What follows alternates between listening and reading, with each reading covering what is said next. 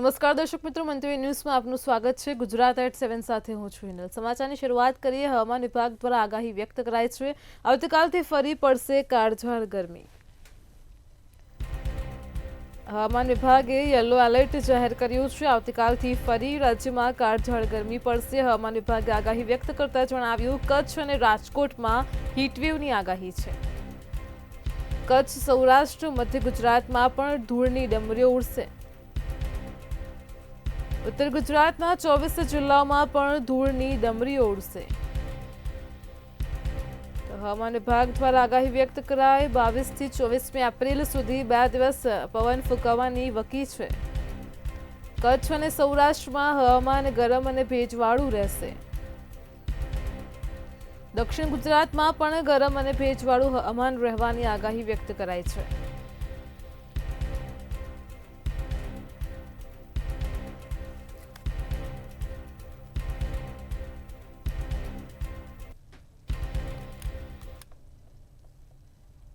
AMC સંચાલિત ખ્યાતનામ ધરાવતી એવી વીએસ હોસ્પિટલનું મોટું કૌભાંડ સામે આવ્યું। આ મામલે વિજિલન્સની ટીમ દ્વારા તપાસ કરતા મોટો ભાંડો ફૂટ્યો છે। શું છે વધુ વિગત જોઈએ ખાસ રિપોર્ટમાં। અમદાવાદની મ્યુનિસિપલ કોર્પોરેશન સંચાલિત વાડીલાલ સારાભાઈ હોસ્પિટલમાં મોટું કૌભાંડ સામે આવ્યું હતું। આ હોસ્પિટલમાં 58 ફાર્મા કંપનીઓના રિસર્ચના નામે લાખોની લેતીદેતી થયા હોવાનું બહાર આવ્યું છે। આ મામલે કોંગ્રેસ કોર્પોરેટર રાજશ્રીબેન કેસરીએ આક્ષેપ કર્યો છે કે વીએસ હોસ્પિટલના સુપ્રિન્ટેન્ડન્ટથી લઈ તમામ અધિકારીઓને આ બાબતોની જાણ હતી। 500થી વધારે દર્દીઓ ઉપર ક્લિનિકલ ટ્રાયલ થયું છે અને 3 દર્દીઓના મૃત્યુ પણ થયા છે। વધુમાં તેમણે આક્ષેપ કર્યો કે જે એમઓયુ છે તેમાં S4 રિસર્ચ પ્રાઇવેટ લિમિટેડ સાથે કરવામાં આવેલા છે, જેમાં વીએસ હોસ્પિટલના સુપ્રિન્ટેન્ડન્ટ ડોક્ટર પારુલ શાહની સહી છે। આ સાથે જ તેઓના કૌભાંડને છાવરવા માટે ડોક્ટર દેવાંગ રાણાનો ભોગ લેવાયો। એથિકલ કમિટી હતી જ। આ મારી પાસે એવા ડોક્યુમેન્ટ્સ છે કે જેવા ડોક્યુમેન્ટ્સ પર રિસર્ચ થઈ અને રિસર્ચ પર પારુલબેન શાહે પોતે સહી કરી છે, એવા ડોક્યુમેન્ટ છે। આ એક એવું ડોક્યુમેન્ટ છે કે જેમાં દેવાંગ રાણા પોતે બતાવે છે કે મારું આ એકાઉન્ટ છે ને મારા એકાઉન્ટમાં તમે મને ઓર્ડર કર્યો છે એ મુજબથી મારા એકાઉન્ટમાં પૈસા ટ્રાન્સફર થાય તો એની મને એ કરવામાં આવે। એટલે એની આ માહિતી આપણી પાસે છે। હું આ પેપર તમને બતાવ્યું છે કે આ પેપરમાં એવું બતાવે છે કે જેમાં નીચે પારુલબેન શાહની સાઇન છે અને એકાઉન્ટમાં પૈસા આવ્યા છે એવું સાબિત થઈ ગયું છે। રાજશ્રી કેસરીના આક્ષેપ સામે વીએસ હોસ્પિટલના સુપ્રિન્ટેન્ડન્ટ ડોક્ટર પારુલ શાહનું નિવેદન સામે આવ્યું। તેમણે જણાવ્યું કે હું સુપ્રિન્ટેન્ડન્ટ ન હતી તે પહેલેથી ટ્રાયલ ચાલતું હતું। 4 થી 5 કંપનીના ટ્રાયલ ચાલતા હતા। દેવાંગ રાણાએ સુપ્રિન્ટેન્ડન્ટને બેંક એકાઉન્ટ ખોલાવવા કહ્યું હતું। વધુમાં તેમણે જણાવ્યું કે વીએસ હોસ્પિટલની એથિકલ કમિટી ન હતી, પરંતુ ડોક્ટર્સ પ્રાઇવેટ કમિટી બનાવી ટ્રાયલ કરતા હતા। આ સાથે જ કોંગ્રેસ ધારાસભ્ય ઇમરાન ખેડાવાલાએ પણ આ મામલે નિવેદન આપ્યું છે। તેમજ કોંગ્રેસ દ્વારા આ મામલે વિરોધ પ્રદર્શન કરવામાં આવ્યું છે। કોઈ પણ માણસને સમજતા 2-3 મહિના લાગે। 3 મહિનામાં અમને ખબર પડી કે અહીંયા આગળ આ બધું ઇથિકલી નથી ચાલતું, એટલે અમે ડિસેમ્બર 2024થી બધા રિસર્ચ બંધ કરાવી દીધા। એ વખતે મીનવાઇલ એ લોકો જે ચાલતા હોય, આપણે જ્યારે કોઈ નવી પોસ્ટ લઈએ તો જે ચાલતું હોય કામ એ પ્રમાણે આપણે જે સહી કરાવીએ એ પ્રમાણે સહી કરાવી। અને એકાઉન્ટમાં પણ એવું થયું હતું કે દેવાંગ રાણા એમ કહેતા હતા કે મેડમ આગળ મનીષ પટેલના એકાઉન્ટ ચાલતા હતા એવી રીતે તમે કરાવો, પણ મેં ચોખ્ખી ના પડી કે મારા એકાઉન્ટ મારા નામે એકાઉન્ટ નહીં થાય, કારણ કે હું એસવીપીમાં છું।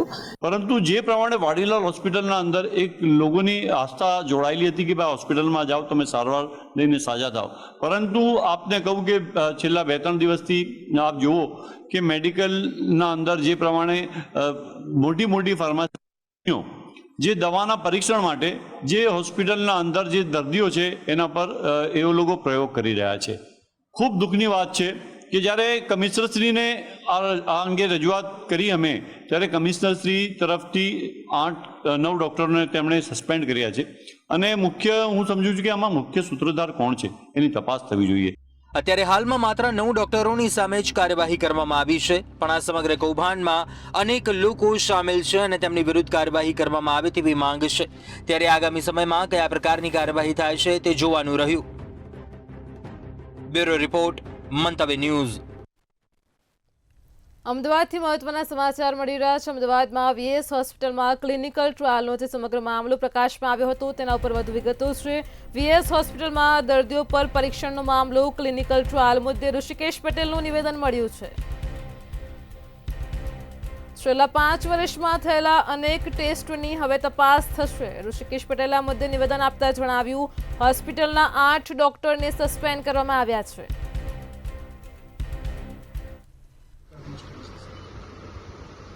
સવારે પણ આ પ્રશ્ન મને પોરબંદર ખાતે પૂછાયો હતો। એ વખતે મારી પાસે વિગતો નથી, ટેલિફોનિક મેં વિગતો લીધી છે।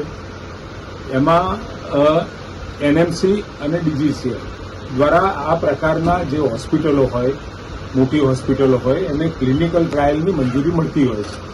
ત્યાં પણ મળી હતી, પરંતુ જે ઓથોરિટી કહેવાય એ ઓથોરિટી દ્વારા જે કમિટી બનવી જોઈએ અને કમિટીના નિદર્શનમાં આખી પ્રક્રિયા થવી જોઈએ, એની જગ્યાએ આ લોકોએ ક્લિનિકલ ટ્રાયલ કર્યા પછી એ વખતે કોઈ રાણા કરી અને પ્રોફેસર હશે અથવા તો કોઈ ડોક્ટર હશે, એમના અગવાઈમાં, એમના આગેવાનીમાં ક્લિનિકલ રિસર્ચ અને એ ટોટલ દર્દીઓ ઉપર કર્યા। 38 જેટલી કંપનીઓ હતી અને કંપનીઓની દવાઓ અને એ આરોગ્ય વિષયક સેવાઓ માટે, રિસર્ચ માટે એ લોકોએ ઉપયોગ કર્યો હતો। પરંતુ એથિકલ કમિટી દ્વારા એક ચોક્કસ પ્રક્રિયાને અનુસરી અને એના પછી એ કરવાની હોય છે અને સાથે સાથે કરી શકતા હતા। પરંતુ એની અંદર જે મોટી બાબત અત્યારે 25-30% જેટલી તપાસ થઈ છે, 25-30% રકમ એ કદાચ ડોક્ટરોમાં વેચાય અને બાકીની 50% એ ડોક્ટરો જ નક્કી કરતા હોય। પરંતુ એ પ્રકારની કોઈ પ્રક્રિયા થયા વગર જે પણ કોઈ આવક થઈ છે કંપનીઓ તરફથી એ તમામ। મહેસાણામાં ઊંઝા સિદ્ધપુર હાઈવે પર અકસ્માત સર્જાયો હતો। લક્ઝરી અને ટ્રેલર વચ્ચે અકસ્માત થયો હતો, જેમાં 17 જેટલા લોકો ઇજાગ્રસ્ત થયા અને 2 લોકોના મોત નીપજ્યા। સુરતના કામરેજમાં નવા ગામે અકસ્માત સર્જાયો હતો। પૂર ઝડપે આવેલ ટ્રકે 2 પોલીસકર્મી સહિત 4 લોકોને અડફેટે લીધા હતા। એક વ્યક્તિનું ઘટના સ્થળે મોત થયું હતું। પોલીસે ટ્રક ચાલક વિરુદ્ધ ગુનો નોંધી વધુ કાર્યવાહી હાથ ધરી છે। તો બીજી તરફ પાલનપુર જકાતનાકા વિસ્તારમાં પણ ટ્રક ચાલકે સૂતેલા યુવકને કચડી માર્યો હતો। ટ્રકના પાછળનું ટાયર યુવકના માથા ઉપર ફરી વળ્યું હતું। તો વડોદરામાં પણ ગોલ્ડન ચોકડી પાસે અકસ્માતની ઘટના બની। ટ્રક પાછળ ટ્રાવેલ્સની બસ ઘૂસી જતા અકસ્માત સર્જાયો હતો, જેમાં 2 લોકોના મોત થયા, 7 લોકો ઇજાગ્રસ્ત થતા એસએસસી હોસ્પિટલ ખસેડવામાં આવ્યા હતા। બાઇક સાથે 4વ્હીલર ગાડીનો અકસ્માત સર્જાતા બાઇક સવારને ગંભીર ઇજાઓ પહોંચી હતી। પોલીસે બેફામ કાર ચાલક સામે કાર્યવાહી હાથ ધરી છે।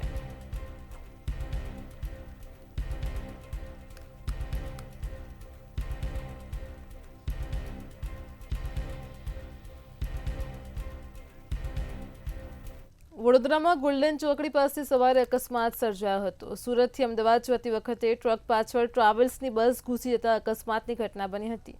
અકસ્માતમાં 2 લોકોના સ્થળ પર જ મોત નીપજ્યા હતા। અકસ્માતમાં અમદાવાદના ચંદુ કુંભાણા અને અમરેલીના પાર્થ બાવળિયાનું ઘટના સ્થળે મોત થયું હતું, જ્યારે 7 લોકો ઇજાગ્રસ્ત થતા સારવાર અર્થે એસએસજી હોસ્પિટલ ખસેડવામાં આવ્યા હતા।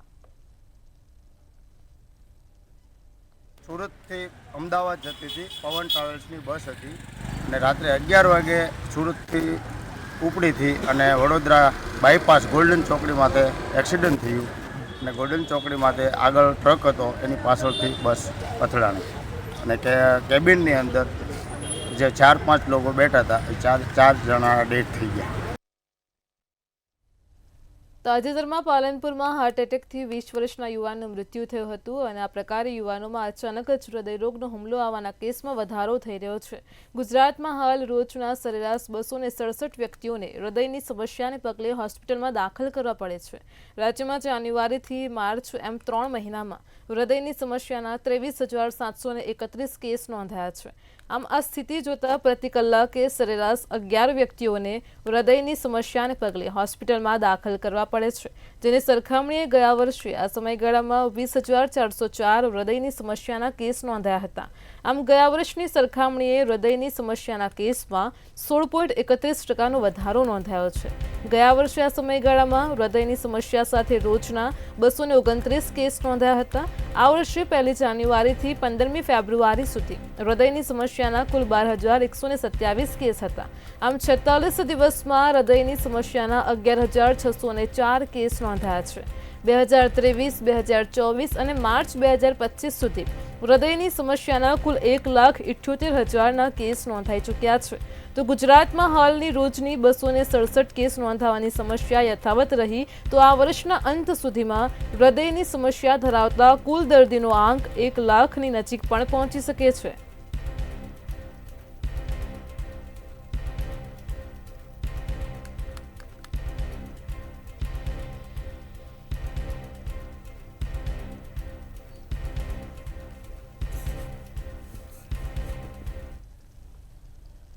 સુરતમાં અસલીના નામે નકલીના વેપારનો ફરી એકવાર પર્દાફાશ થયો છે. અમરોલી વિસ્તારમાં એક ગોડાઉનમાં બ્રાન્ડેડ કંપનીના શેમ્પૂના બોક્સમાં નકલી શેમ્પૂનું વેચાણ થતું હતું. પોલીસે નકલી શેમ્પૂ બનાવતા ગોડાઉનને ઝડપી પાડ્યું હતું. તેમજ ગોડાઉનમાંથી જાણીતી આંતરરાષ્ટ્રીય બ્રાન્ડેડ કંપનીના શેમ્પૂનો 16,36,000નો નકલી જથ્થો ઝડપાયો હતો. અમરોલી પોલીસે 16,36,000ના મુદ્દામાલ સાથે એક ક્લાર્કને ઝડપી પાડ્યો છે, જ્યારે અન્ય આરોપી ડેનિસ વિરાણી અને જેમિલ ગાબાણી ફરાર થઈ ગયા હતા. કૌભાંડીઓ ઓનલાઈન લલચામણી સ્કીમ આપીને નકલી શેમ્પૂનું વેચાણ કરતા હતા.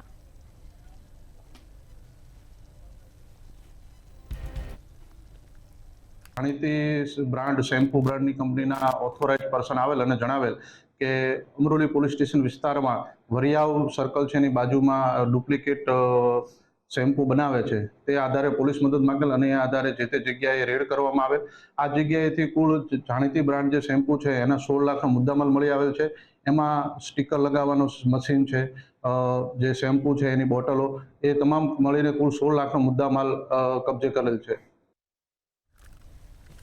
વડોદરા મહાનગરપાલિકાનું તંત્ર સરકારી કાયદાઓને ઘોડીને પી ગયું હોવાનું સામે આવ્યું હતું. એનજીટી નેશનલ ગ્રીન ટ્રિબ્યુનલના આદેશનું ઉલ્લંઘન કરી રહી છે. એસટીપીનું ટ્રીટેડ કર્યા વગરનું પાણી વિશ્વામિત્રીમાં નહીં છોડવા આદેશ કર્યો હતો. વોર્ડ નંબર 15ના નગરસેવક આશિષ જોશીએ વિશ્વામિત્રીમાં ગંદુ પાણી છોડવામાં આવતું હોવાનો વિડીયો વાયરલ કર્યો હતો. પાણી જીવો કાચબા અને મગરના જીવનો ખતરો બતાવ્યો હતો. ગંદા પાણીના કારણે અનેક વિસ્તારોમાં મચ્છરોનો ઉપદ્રવ પણ જોવા મળ્યો છે.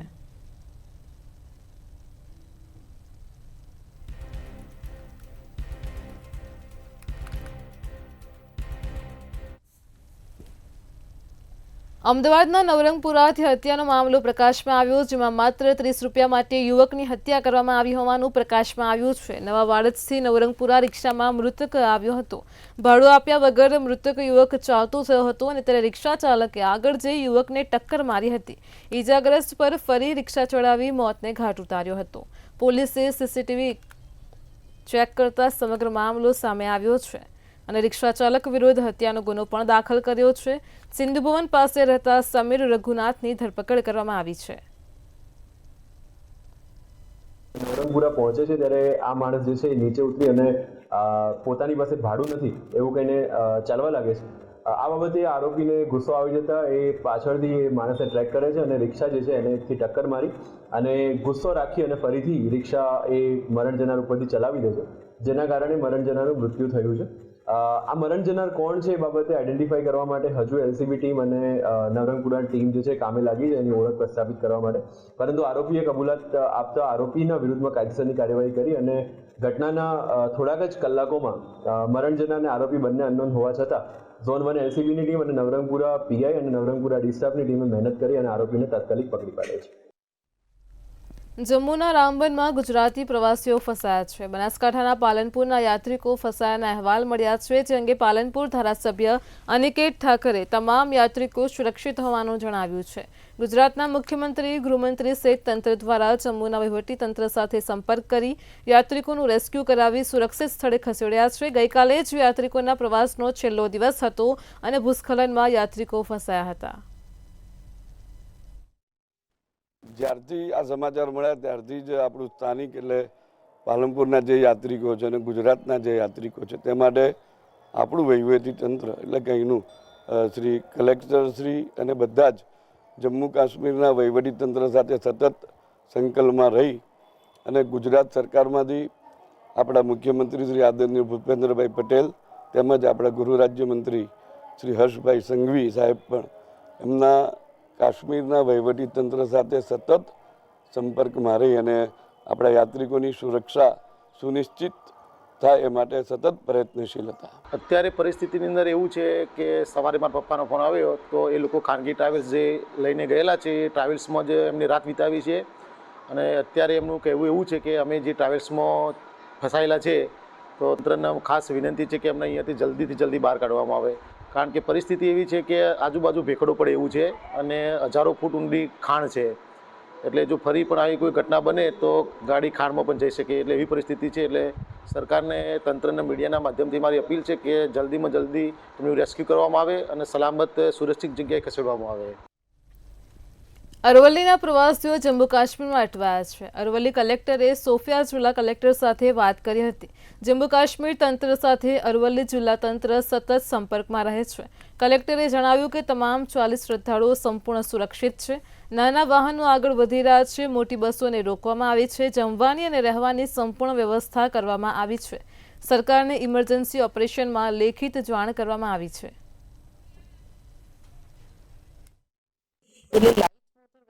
લોકો જવા દે છે અને બસોને ત્યાં એમને અત્યારે રોક્યા છે. પછી મેં એમની સાથે વાત કરી કે આપણા જે શ્રદ્ધાળુઓ છે 40ના 40 એ સુરક્ષિત છે અને એમને ત્યાં લોકલ એડમિનિસ્ટ્રેશન મારફત ત્યાંના જે લોકલ હોટેલ્સ છે અને જમવાની વ્યવસ્થા એમને કરી છે અને લોકલ હોટેલ સાથે પણ એમનું ટાઈઅપ કરાવ્યું છે. જેમ એમને એમની ગવર્મેન્ટથી જે પણ સૂચના મળશે એમની સાથે અમે ટચમાં છીએ. વધારેમાં આપણી ગુજરાત ગવર્મેન્ટના પણ જે ઇમરજન્સી ઓપરેશન સેન્ટર છે એમાં પણ અમે લખિતમાં જાણ કરી છે અને અમે ટચમાં છીએ કે આપણી ગવર્મેન્ટ પણ એમને ગવર્મેન્ટ સાથે ઓલરેડી ટચમાં છીએ. બનાસકાંઠામાં પાલનપુરના યાત્રિકો જમ્મુ કાશ્મીરમાં ફસાયાનો મામલો પ્રકાશમાં આવ્યો છે. ટ્રાવેલ્સ માલિક દ્વારા યાત્રાની માહિતી આપવામાં આવી હતી. મોડી રાત્રે વાદળ ફાટતા તમામ માર્ગો બંધ થયા હતા. ગાડીમાં લાગેલા જીપીએસ દ્વારા લોકેશન ખબર પડી હતી. સવારે 7 વાગ્યે ડ્રાઈવરનો સંપર્ક થયો હતો. જંગલ વિસ્તાર હોવાથી યાત્રીઓને ખૂબ તકલીફ પડી હતી. તમામ યાત્રિકો સુરક્ષિત હોવાનું જાણવા મળ્યું હતું અને તંત્ર અને સરકાર ટ્રાવેલ્સ માલિકના સતત સંપર્કમાં હતા. અને પછી અચાનક વાદળ ફાટવાથી ત્યાં ભારે પૂર આવી ગયું અને રસ્તા રોડ બધા ધોરાઈ ગયા અને મિલકતની માલ જાનહાની વધારે ત્યાં આગળ થયેલી અને આપણી ગાડી ત્યાં આગળ સેફ સાઈડ છે પણ જંગલ વિસ્તાર છે ત્યાં આગળ પીવાનું પાણી કે કોઈ સુવિધા ન હતી એટલે તંત્રને આપણે જાણ કરી અને સરકાર દ્વારા યોગ્ય પગલાં લીધા. ત્યાંની સરકારને સંકલન કરીને ત્યાંના કલેક્ટર સાથે વાત કરી અને ત્યાં આગળ મદદ કરેલ છે. અમદાવાદના મકરબામાં આવેલી ગિન્ની ગાર્ડન લેક સોસાયટીમાં વ્યાજખોરોનો આતંક સામે આવ્યો છે. વ્યાજખોરોએ ફ્લેટમાં ગુંડાઓ સાથે ઘૂસી જઈને જીવલેણ હુમલો કર્યો હોવાની ઘટના બની હતી. વ્યાજખોરોના હુમલાને લઈને સમગ્ર વિસ્તારમાં ભયનો માહોલ સર્જાયો છે. 2023માં ભાર્ગવ દેસાઈ પાસેથી 60,30% વ્યાજે લીધા હતા અને તેની વાત સાથે તમામ રકમ ચૂકતે કરી દીધી હતી. તેમ છતાં પણ ઘરે આવીને નાણાંની માંગણી કરીને સતત ધમકી આપી રહ્યા છે.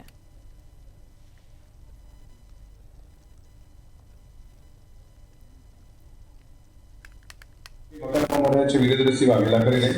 એમના ઘરે પોતે એના બાળકોને એની પત્ની મળવા આવેલો હતો અને ત્યાં રોકાણો તે વખતે રાત્રે 12:15 વાગ્યાની આસપાસ જે આરોપીઓ છે એ ત્યાંના ઘરે ગયેલા, દરવાજાને લાતો મારી અને તોડી નાખી અને અંદર પ્રવેશ્યા અને એ વખતે જે આની સાથે મિત્રો હતા એણે પોલીસને ફોન કરતા પોલીસ પહોંચી ગઈ. ત્યાંથી જગ્યા ઉપરથી એમણે 5 આરોપીઓ છે એને પકડ્યા છે. 2 આરોપી છે એ ભાર્ગવ દેસાઈ અને અનુજ એ 2 પકડવાના બાકી છે. બાકીના 5 આરોપી અત્યારે પોલીસે કસ્ટડીમાં લીધેલા છે. વડોદરામાં સાવલી પોલીસ મથકમાં ચોંકાવનારી ઘટના બની છે. મહિલા પોતાના ઘરમાં નિંદ્રાધીન હતી અને ત્યારે બળજબરીપૂર્વક દુષ્કર્મ આચરવામાં આવ્યું હતું. જે બાદ આરોપી પ્રેમ રાજેન્દ્ર ભાલિયા ઘટના સ્થળેથી નાસી છૂટ્યો હતો. આ મામલે પીડિતાએ સાવલી પોલીસ મથકમાં દુષ્કર્મની ફરિયાદ નોંધાવી હતી. પોલીસે આરોપીને ગણતરીના જ કલાકમાં દબોચી લઈ કાયદેસરની કામગીરી હાથ ધરી છે.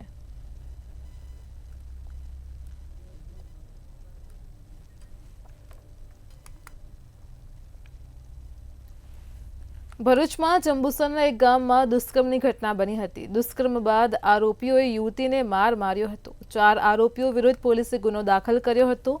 યુવતીને બહેનના ઘરની બહાર ફેંકી આરોપીઓ પલાયન થઈ ગયા હતા. યુવતીની હાલત ગંભીર જણાતા સુરતની સ્મીમેર હોસ્પિટલમાં ખસેડવામાં આવી હતી. પોલીસે આરોપીઓને ઝડપી લેવા કવાયત હાથ ધરી છે.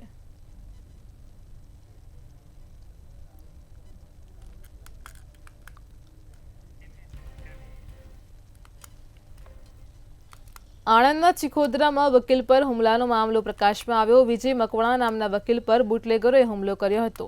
ભીમ આર્મી સમાજના આગેવાનોએ જિલ્લા કલેક્ટરને આવેદનપત્ર આપ્યું હતું. ઘટનાના 24 કલાક બાદ પણ ધરપકડ ન થતા આગેવાનોમાં આક્રોશ જોવા મળ્યો છે.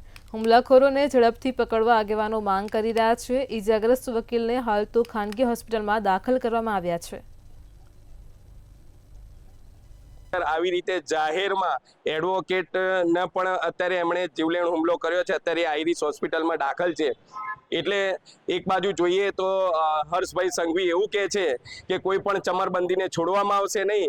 અત્યારે 24 કલાકથી વધુનો સમય થઈ ગયો છે, પણ એક પણ બુટલેગરને આ આણંદ જિલ્લાની પોલીસે પકડ્યા નથી. એટલે અમારી એક જ માંગણી છે કે આ બુટલેગરોને તાત્કાલિક ધોરણે પકડવામાં આવે અને એ લોકોનું ગુંડા તત્વોમાં નામ જાહેર કરી અને અહીંયાથી મહેસાણા શહેરમાં સરા જાહેરમાં હત્યાનો મામલો બન્યો છે. આ હત્યા કરનાર 3 આરોપીઓનું રિકન્સ્ટ્રક્શન કરવામાં આવ્યું હતું. 3 આરોપીઓને લઈને પોલીસ ઘટના સ્થળે પહોંચી હતી. રાધનપુર ચોકડીથી ગોપીનાળા સુધી સમગ્ર ઘટનાનું રિકન્સ્ટ્રક્શન કરાયું હતું. 2 ડિવિઝન પીઆઈ સહિતની ટીમ રિકન્સ્ટ્રક્શનમાં હાજર રહી હતી.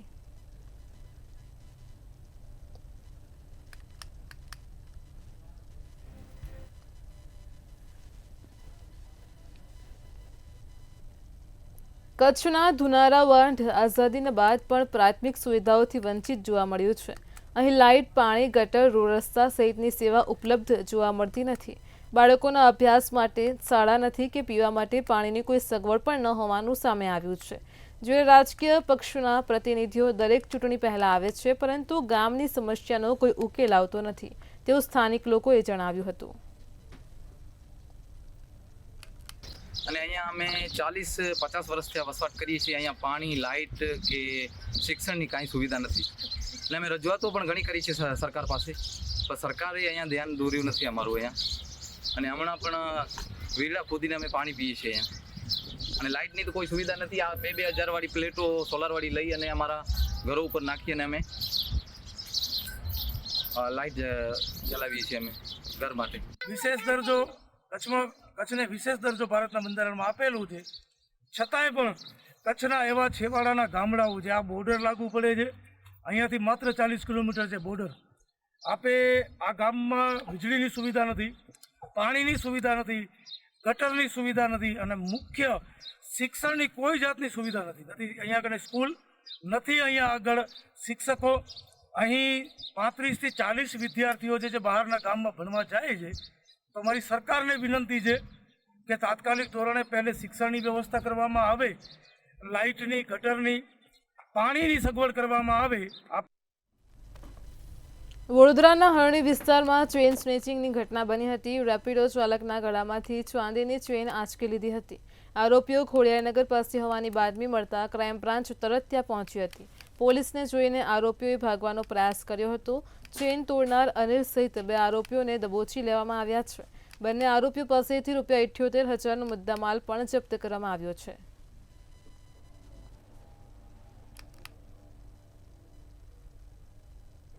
બનાસકાંઠામાં દિશા નગરપાલિકાની વધુ એક બેદરકારી સામે આવી. શહેરના હૃદય સમાન ગાંધીચોક વિસ્તારની બજારમાં ઠેર ઠેર કચરાના ઢગલા જોવા મળ્યા છે. જાહેર રસ્તા પર કચરાને લઈને લોકોમાં રોગચાળો ફેલાવાનો ભય છે. દર મહિને સફાઈના નામે પાલિકા દ્વારા લાખોનો ખર્ચ કરવામાં આવે છે, પરંતુ લાખો રૂપિયા વાપરવા છતાં પણ શહેર સફાઈના નામે મીંડું છે. ગંદકીના કારણે બજારમાં ખરીદી માટે આવતા લોકો અને વેપારીઓ ત્રાહિમામ પોકારી ઉઠ્યા છે.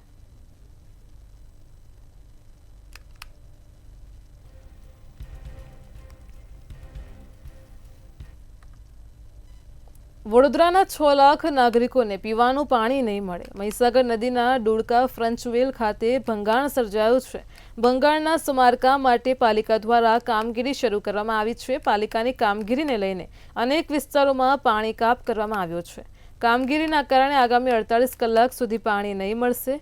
એરપોર્ટ ખોડિયારનગરમાં સામેલ વિસ્તારોમાં પાણી કાપ કરવામાં આવ્યો છે.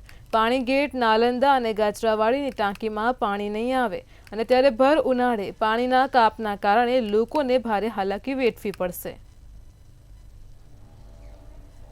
ઉનાળાની શરૂઆત થઈ ગઈ છે ત્યારે વડોદરા શહેરના 6 લાખ જેટલા નાગરિકોને પીવાના પાણી લગભગ આગામી 48 કલાક સુધી નહીં મળે. શહેરની અંદર મહીસાગરના ધોળકા ફ્રેન્ચ વેલની અંદર ભંગાણ સર્જાયા બાદ તેની કામગીરી પાલિકા દ્વારા હાથ ધરવામાં આવી છે, જેને લઈને Pani gate booster, airport booster, Gajrawadi, Nalanda પાણી ટાંકી સહિતના વિસ્તારની અંદર આગામી 48 કલાક સુધીને પીવાનું પાણી જે છે તેને વિતરણ કરવામાં નહીં આવે, ત્યારે શહેરના 6 લાખ જેટલા નાગરિકોને ભર ઉનાળે પીવાના પાણીની સમસ્યાનો સામનો કરવાનો સમય આવ્યો છે. પાલિકા દ્વારા આ કામગીરી હાલ તો શરૂ કરી દેવામાં આવી છે અને અલબત્ત 48 કલાક બાદ પાણીનો જે પુરવઠો છે એ નિયમિત રૂપે આ વિસ્તારના નાગરિકોને મળે તેમ પાલિકાના સત્તાધીશો કહી રહ્યા છે. કેમેરા પર્સન કેતન સિંધે સાથે તુષાર પટેલ, મંતવ્ય ન્યૂઝ, વડોદરા. પાટણથી મહત્વના સમાચાર મળી રહ્યા છે. જે વિગતો સામે આવી રહી છે પાટણથી, એસીબીની ટ્રેપનો મામલો છે. રજિસ્ટર કચેરીનો કર્મચારી એસીબીની ટ્રેપમાં ફસાયો છે. રણછોડભાઈ ગોહિલે 8,800 રૂપિયાની લાંચ લેતા રંગે હાથ ઝડપાયો છે. એન્ટ્રીઓની ભૂલ સુધારવા માટે લાંચ માંગી હોવાની પ્રાથમિક વિગતો પાટણથી સામે આવી છે. 22 એન્ટ્રી સુધારવા માટે લાંચની માંગણી કરી હતી.